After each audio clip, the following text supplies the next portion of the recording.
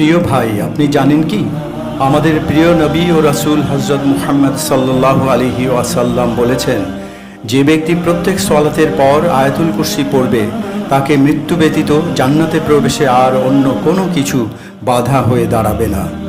অতএব প্রিয় নামাজি, প্রত্যেক ফরজ নামাজের পর আয়াতুল কুরসি পাঠ করতে ভুলবেন না যেন।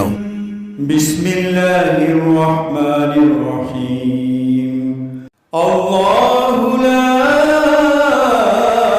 ইলাহা ইল্লা হুয়াল হাইয়ুল কাইয়্যুম লা তাখুযুহু সিনাতুন ওয়া লা নাওম লাহু মা ফিস সামাওয়াতি ওয়া মা ফিল আরদ মান যাল্লাযী ইয়াশফা'ু 'ইনদাহু ইল্লা বিইذনিহি يعلم